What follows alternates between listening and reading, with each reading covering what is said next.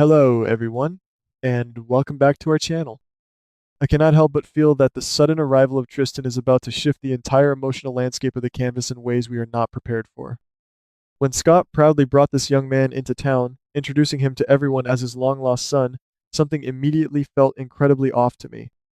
We all know how desperately Scott has longed for a true sense of family, especially after enduring so much heartbreak and profound loss over the years.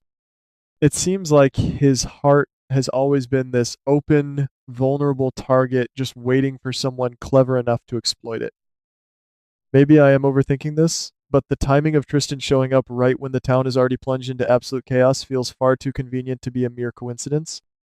There is a chance that this entire heartwarming family reunion is nothing more than a beautifully orchestrated illusion designed to trap a lonely man.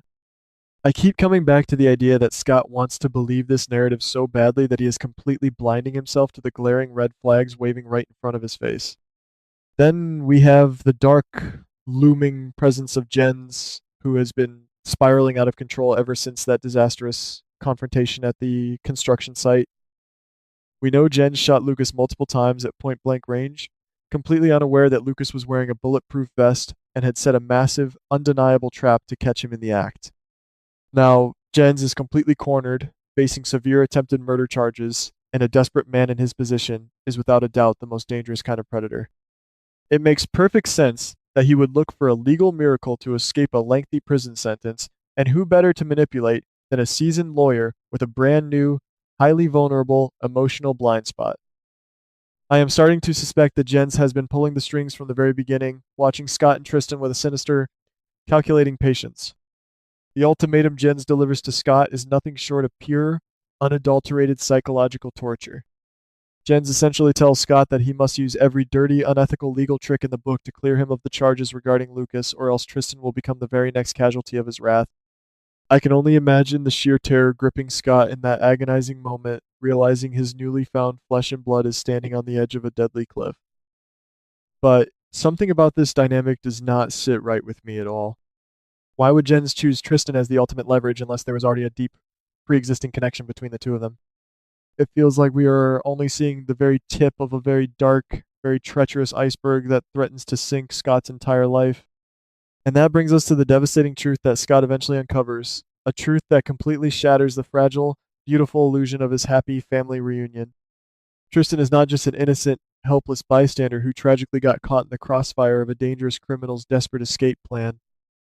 It turns out Tristan owes Jens a staggering, insurmountable amount of money from underground gambling debts, meaning he has been a mental hostage long before he ever stepped foot in town. I cannot help but feel a profound sense of pity and sorrow for Scott as this horrifying reality sets in. He honestly thought he was saving his son, bringing him into the warm, forgiving light of a real family, but Tristan merely used that open door to bring the absolute darkest elements of the criminal underworld right to his father's doorstep.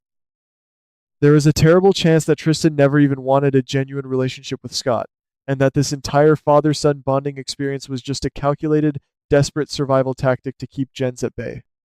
The betrayal cuts so incredibly deep when Tristan actually sneaks into Scott's private office under the cover of darkness. Imagine the agonizing sting of betrayal Scott must feel when he realizes his own son is stealing the very evidence meant to put Jens away for good. Tristan is essentially selling his father's soul and professional integrity just to buy his own temporary freedom from a monster. I keep wondering what went through Tristan's mind in that dark, quiet office, whether he felt even a fleeting shred of remorse, or if the paralyzing fear of Jens had completely eroded whatever conscience he had left. Maybe I am reading too much into the emotional weight of this situation, but the scene where Scott realizes the absolute depth of Tristan's betrayal feels like a defining, tragic moment for his character. He is standing at a terrifying crossroads on a cold, pouring, rainy night, the kind of heavy, relentless storm that seems to wash away all the comforting lies and leave only the brutal, shivering truth. Scott must make an impossible, soul-crushing choice right then and there as the rain beats against the windows. He can either become the entirely corrupt, broken lawyer Jens demands him to be, destroying his own legacy and morals, or he can stand by his righteous principles and watch Jens physically destroy his only son. I keep coming back to the idea that Scott's love, no matter how flawed or misguided it may be, is always his ultimate driving force in life. He chooses the agonizing path of a desperate father, but he absolutely refuses to play entirely by Jens's twisted rules. Instead, Scott decides to orchestrate a brilliant, yet incredibly risky and morbid fake death for Tristan to get him out of the line of fire. If you ask me, this is a masterstroke of tragic storytelling that perfectly encapsulates the lengths a parent will go to protect their child. Scott is essentially killing the public idea of his son to save the boy's actual breathing life from a ruthless killer. He has to outwardly mourn a child who is still secretly alive, just to slip him out from under the suffocating, inescapable grip of Jens's relentless blackmail. But faking a death in a town where secrets are the main currency and everyone is watching is never, ever a simple task. I have to ask, how does Scott plan to pull this massive deception off without leaving a massive, glaring trail of breadcrumbs for his enemies to follow? Every single detail must be absolutely flawless, from the fake medical reports to the staged accident scene, and one tiny, insignificant slip could send the entire house of cards crashing down on both of them.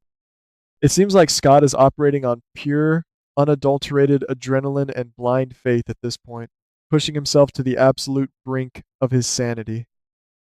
I cannot help but worry that the sheer crushing exhaustion of maintaining this massive, complex lie will eventually break his spirit completely. And of course, just when you think Scott might actually pull off this impossible disappearing act, Dante enters the picture with his sharp, unforgiving gaze. Dante is already deeply entrenched in the intense investigation of the shooting involving Lucas, and he knows exactly how high the stakes are. He is sharp, relentless, and has an uncanny, almost supernatural ability to sense when a crime scene or a tragedy has been artificially tampered with. There is absolutely no way a sudden, highly convenient tragic death linked to the very lawyer defending the prime suspect is going to slip past Dante's highly tuned radar. I feel like Dante is going to look at Tristan's supposed untimely demise and immediately see the invisible, desperate strings Scott is trying so hard to hide in the shadows. The tension between Scott and Dante is going to be absolutely palpable, a quiet war of words and hidden meanings.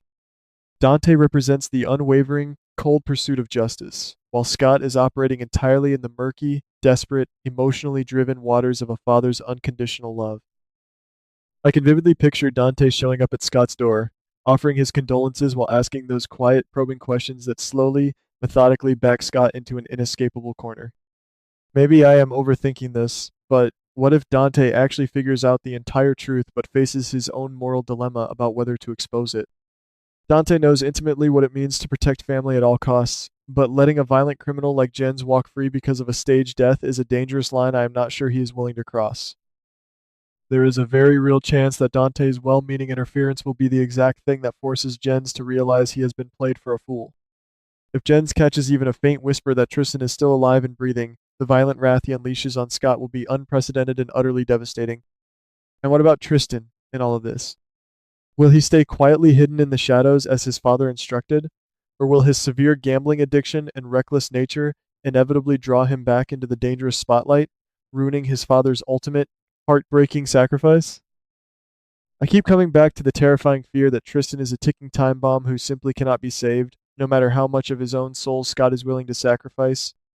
As we watch this tragic, beautifully dark storyline unfold, I cannot help but feel a deep, lingering sadness for the heavy burden Scott is forced to carry.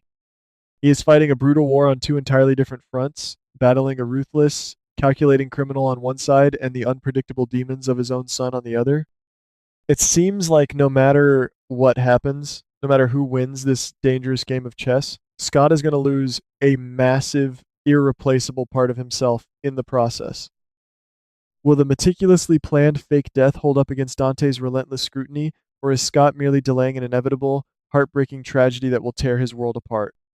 I suppose we will just have to wait with bated breath and see how these dark, stormy shadows finally settle over the town.